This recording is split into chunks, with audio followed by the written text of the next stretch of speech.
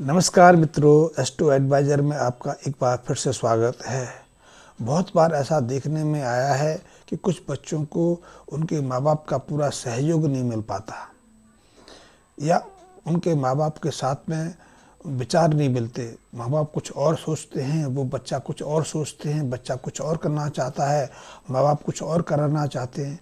ऐसी द्वंद्व की ज़िंदगी में बच्चों का जीवन या माँ बाप का जो घर का माहौल है वो बिगड़ सा जाता है। बिना किसी मतलब के घर में तनाव बनाने लगता है। लाल किताब कहती है ऐसी स्थिति के लिए यदि जातक के जन्म कुंडली में 8वें घर में मंगल विराजमान है तो मंगल अष्टम मंगल ऐसी स्थितियों को निर्मित करते हैं। अष्टम मंगल से पिता के स्वास्थ्य में प्रभाव पड़ता है, पिता का स्वास्थ्य बिगड़ा रहता है, पिता को घुटनों के जोड़ों में दर्द रह सकता है या आलस का भाव रह सकता है, पिता के स्वभाव में व्यवहार में बदलाव आ सकता है, क्योंकि 8वें स्थान पर मंगल नीच की स्थिति में आ जाते हैं। यद्यपि 8वां स्थान जन्म कुंडली में काल पुरुष की या लाल किताब के अनुसार वृश्चिक राशि का है। वृश्चिक राशि मंगल की अपनी राशि है। ऐसे में मंगल अष्टम स्थान पर अच्छा प्रभाव देते हैं, लेकिन 8वां स्थान शनि का घर भी है और शनि अपने घर में मंगल की उपस्थिति को स्वीकार नहीं कर पाते। इसीलिए ऐसे जातकों को जीवन में लड़ाई झगड़ा कलह अनायास सामना करना पड़ जाता है। उनके जीवन में बिना किसी कारण से लड़ाई झगड़े की स्थिति बन जाती है। ये अष्टम मंगल के कारण है, क्योंकि जो 8वां स्थान का मंगल है मांगलिक दोष भी पैदा कर देता है। स्त्रियों के लिए तो 8वें स्थान का मंगल उनकी गृहस्थ जीवन में बाधा खड़ी करता है। पर या तो पति के साथ बनती नहीं, पति के साथ रहना मुश्किल हो जाता है, पति से तलाक हो सकता है, तलाक ना हो तो किन्हीं अन्य कारणों से पति पत्नी के मध्य वियोग की स्थिति बन जाती है। अष्टम स्थान का मांगलिक दोष सबसे प्रभावशाली है।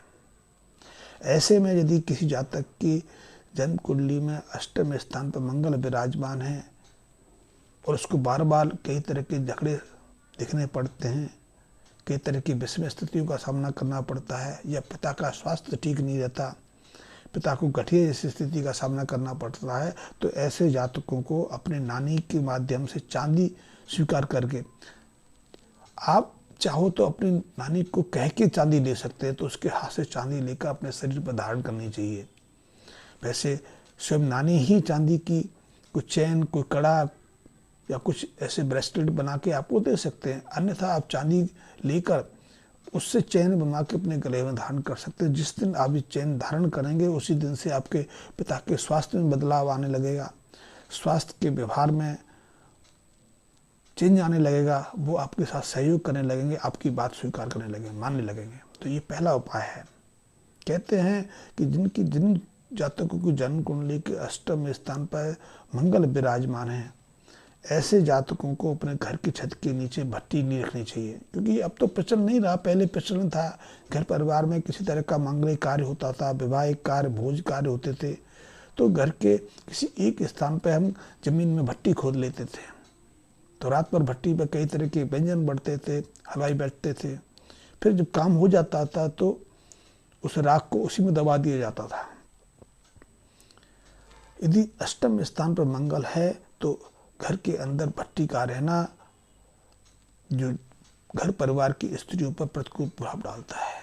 उसका कारण है कि भट्टी शुक्र का कारक है, और जब आग जलती है तो मंगल शुक्र के मेल के कारण घर परिवार की जो स्त्रियां हैं, चाहे पत्नी हो या कोई और स्त्री हो, उसके स्वास्थ्य पर, उसके व्यवहार पर बदलाव आता है।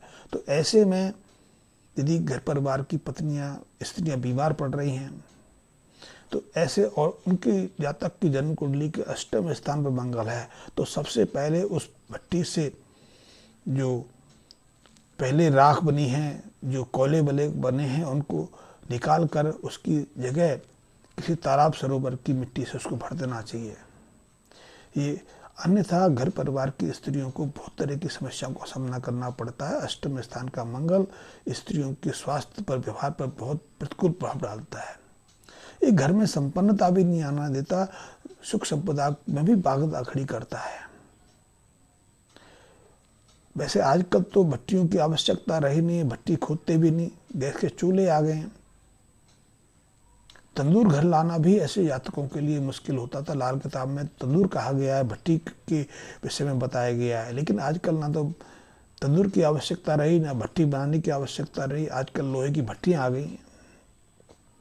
लेकिन लोहे की भट्टी भी ऐसे यात्रिकों के लिए उपयोगी नहीं है, क्योंकि लोहा शनि का कारक है, भट्टी शुक्र का कारक थी। और ऐसे में मंगल शनि के सब बेल से और विषम स्थितियां बन जाती हैं। या तो उस जातक का ही अनैतिक संबंध बनते चले जाते हैं, वो अपनी परिवार की स्त्रियों को अपनी छोड़ देते हैं, उनके साथ धोखा देते हैं, दूसरी स्त्रियों के चक्कर में पड़ जाते हैं। या फिर घर परिवार की लड़कियां, बच्चे कुरीति पकड़ लेते हैं, वो अनैतिक संबंध में पड़ जाते हैं, घर से भाग जाते हैं। इसके पीछे भी घर के अंदर लोहे की भट्टी रखना और उसका उपयोग करना। अष्टम स्थान का मंगल लोहे की भट्टी, लोहे के जो चूल्हे आदि होते हैं, उनके माध्यम से कुपित हो जाता है। घर परिवार के बच्चों के व्यवहार बर्ताव में कई तरह के परिवर्तन कर देता है, और उससे घर परिवार की मान सम्मान की क्षति पहुंचती है, बच्चे भाग जाते हैं। मैंने ऐसे बहुत बच्चों की जन्म कुंडलियों का अध्ययन किया है जिनके माँ बाप की जन्म कुंडली के अष्टम स्थान पर मंगल था, और जैसे ही उनके घर में लोहे की कोई भट्टी, कोई चूल्हा प्रयुक्त होने लगा, घर परिवार के बच्चों में, लड़कियों के दिमाग में कुछ खुरापाती रचना बनने लगी, और उनमें से बहुत सारी लड़कियां अकारण घर से भागकर परिवार के अपयश का कारण बनी। तो इस युग को हमें दिमाग में रहना चाहिए। लेकिन यदि किसी जातक की जन्म कुंडली के अष्टम स्थान पर मंगल है, तो ऐसे जातकों को 8 दिन लगातार 8 मीठी रोटियां कुत्तों को खिलानी चाहिए। मीठी रोटी के लिए आप गुड़ की चाशनी का प्रयोग कर सकते हैं। वैसे एक मित्र ने कहा भी है कि कुत्ते गुड़ की रोटी नहीं खाते, मीठा नहीं खाते। मीठा नहीं खाएंगे, चीनी का बनाएंगे नहीं खाएंगे, लेकिन हल्का मीठी से चाशनी से आप रोटियां बनाएंगे तो कुत्ते खा जाते हैं। आपके विदेशी कुत्ते ना खाते हो तो बात अलग है, जो हमारे देसी कुत्ते तो गुड़ की चाशनी के पुए को, रोटी को खाई जाते हैं। तो आप उनको आप करा सकते हैं। यदि पति पत्नी के मध्य मतभेद पैदा हो गया है, पत्नी बीमार रहने लगी, गर्भपात हो जाता है, या फिर बिना किसी कारण से उनका कुछ समय एक साथ व्यतीत करना मुश्किल हो गया है, लड़ाई झगड़े रहते हैं, तो ऐसे में हर मंगलवार को पति पत्नी को लाल वस्त्र पहनकर तांबे के पात्र में थोड़े चावल भर के और तांबे के पात्र पर लाल चंदन का टीका लगाकर जोड़े के साथ में हनुमान के मंदिर में जाकर उस चावल को वहाँ समर्पित करना चाहिए। यदि ऐसे दंपत्ति जिनकी गृहस्थ जीवन में अप्रसन्नता का अभाव आ गया है, बेवजह उनमें लड़ने झगड़ने लगे हैं, या घर में आय के साधन रुक गए हैं, तो ऐसे जातकों को 43 मंगलवार ये उपाय करना चाहिए। इस उपाय से इनके जीवन में हर तरह की सुख संपदा आने शुरू हो जाती है, उनके जीवन में सुख भरने लग जाते हैं। इस उपाय को आप कर सकते हैं। जिन ऐसे जातक जिनकी जन्म कुंडली के अष्टम स्थान पर मंगल है, उसके कारण के व्यापार में कठिनाई आ रही है, या तो पिता के साथ में या पुत्र के साथ में बन नहीं रही है,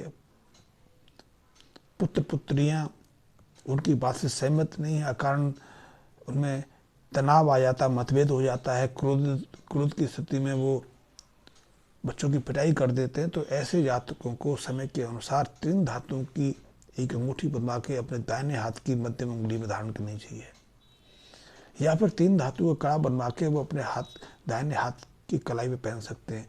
इस उपाय से 3 धातु का अर्थ है, 3 धातु में सोना, चांदी, तांबे का प्रयोग करते हैं। सोना सूर्य का कारक है, चांदी चंद्र का कारक है, और जो तांबा है वो मंगल का कारक है, या हम इसको और रूप में कह सकते हैं, सूर्य के लिए सोना और तांबा दोनों कारक है, चांदी तो चंद्रमा की कारक है, और तीसरा मंगल है, उसके लिए आप सोना भी धारण कर सकते हैं या तांबे का प्रयोग कर सकते हैं। और इन तीनों धातुओं के मेल से बने कड़े को धारण करने से ये तीनों ग्रह आपके सामान्य प्रभाव देने लगते हैं। आपके जो बच्चों के साथ में जो संबंध हैं, कटुता है या पिता के साथ में मतभेद है, वो दूर हो जाते हैं। इस उपाय को करने से पिता भी आपको सहयोग देने लगते हैं कि बहुत मेरे पास मित्रों के फ़ोन आते रहते हैं कि पिता उनका सहयोग नहीं करता, उनके भाइयों की बहुत मदद करते हैं, पैसे से, योजनाओं से, वार्तालाप से, घर परिवार की संपत्ति से दूसरों की बहुत मदद करते हैं, लेकिन वो अपने पिताजी का इतनी सेवा करते हैं, इतना बात मानते हैं, लेकिन उनके प्रति उनका व्यवहार ठीक नहीं रहता। आप ऐसे में अपनी जन्म कुंडली की विवेचना करा के देखें, लेकिन यदि विवेचना कराने से पहले 3 धातु की अंगूठी धारण कर लेंगे, कड़ा पहन लेंगे, तो देखेंगे कि आपके पिताजी के स्वभाव में निश्चित बदलाव आएगा। और मैं अपने मित्रों से रिक्वेस्ट करूंगा, पहले भी मैं रिक्वेस्ट कर चुका हूं कि मेरे बहुत सारे मित्र हैं जो मेरे वीडियो तो नियमित रूप से देखते हैं, लेकिन अभी तक उन्होंने मेरे चैनल को सब्सक्राइब नहीं किया है। तो उनसे मेरा अनुरोध है कि वो मेरे चैनल को सब्सक्राइब भी कर लें, मेरे बेल आइकन को प्रेस कर लें, ताकि मेरे हर वीडियो का नोटिफिकेशन को समय से उपलब्ध हो सके। यदि आपके जीवन में कोई समस्या है, आप लाल किताब के माध्यम से किसी समस्या का निराकरण चाहते हैं, मुझसे किसी तरह का मार्गदर्शन चाहते हैं, तो मुझसे संपर्क कर सकते हैं। मेरे से संपर्क करना बहुत सहज है। मेरे डिस्क्रिप्शन पर मेरा व्हाट्सएप नंबर है, तो मेरे व्हाट्सएप नंबर पर आप मैसेज दे सकते हैं, आप डिटेल भेज सकते हैं, समस्या के विषय में ले सकते हैं। आप मेरे से सीधा मेरे फ़ोन नंबर पर बात कर सकते हैं, लेकिन फ़ोन नंबर पर बात करनी है तो मुझसे दिन में 3:30 बजे के बाद संपर्क करें। तीसरा, यदि आपके मन में कोई बात है, यदि कोई ज़्यादा किसी चीज़ के विषय में जानना चाहते हैं, कोई शंका है, तो उस संबंध में भी आप मेरे मैसेज बॉक्स में कमेंट्स दे सकते हैं, अपना नंबर दे सकते हैं। समय के साथ मैं आपसे संपर्क करूँगा। धन्यवाद मित्रों।